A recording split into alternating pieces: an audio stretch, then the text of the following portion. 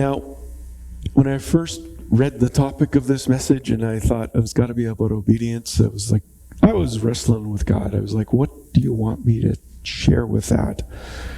And I came across in my own prayer time in the morning, I want to read a reflection that I've written up before. And I came upon this one, just a random one. And it's called, I love and serve God with my whole heart. I wrote this a while ago. I read it and it's like, God, I really messed up. I forgot this about obedience. Okay? So it says, I love and serve God with my whole heart. I love and serve God with my whole heart. I love the Lord my God with all of my heart, all of my soul, all of my strength, all of my mind. I love my neighbor as myself.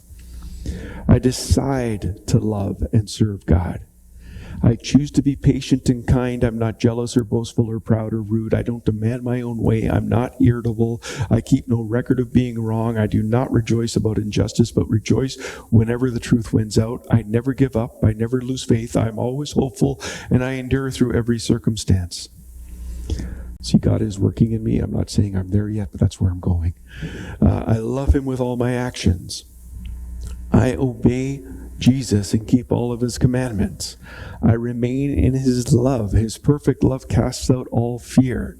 I love others and his love is complete in me. The Father loves me and they have come and made their home with me. I love him with all my emotions. I love God more than my greatest love, my earliest love, my dearest love, and my nearest love. I love him because he first loved me. I don't love the world or the things of the world. I know the love of the world squeezes out the love of the Father. I have given up wanting my own way, wanting everything for myself, wanting to appear important. The lust of the flesh, the lust of the eyes, and the pride of life have no rent-free space in my brain.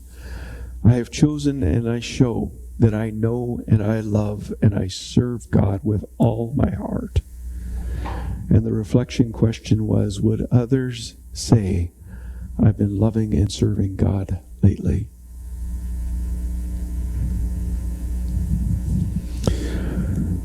On the night that Jesus was betrayed, Matthew tells us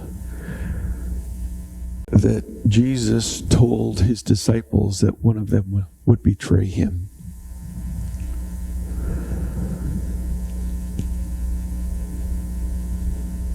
And verse 22 of chapter 26, this isn't on the screen, says that greatly distressed, each one turned and asked, am I the one, Lord? When it got to Judas, Judas said, Teacher, could it be me?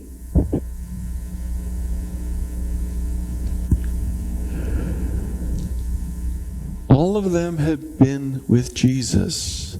All of them have experienced his love.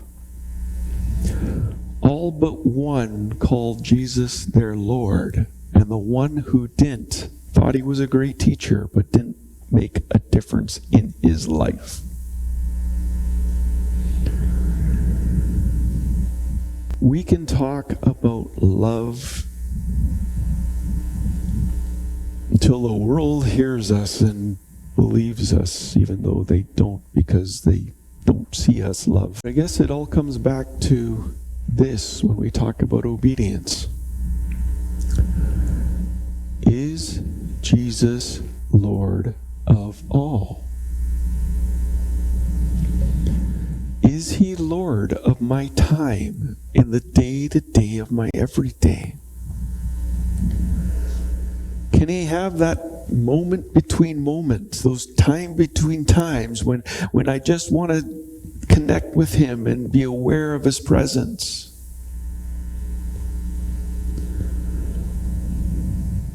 Do I want to spend more time praising him where throughout the day, however it happens, I'm taking that time to be in awe of him and responding to that awe in worship and praise?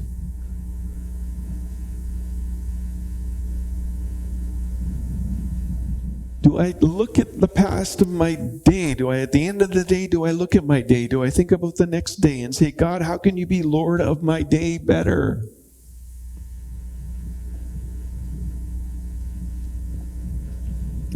Or is it enough for me to go through the routine and simply come and hear some teaching and decide whether or not I apply it in my life? Is he a good teacher, or is he Lord of all?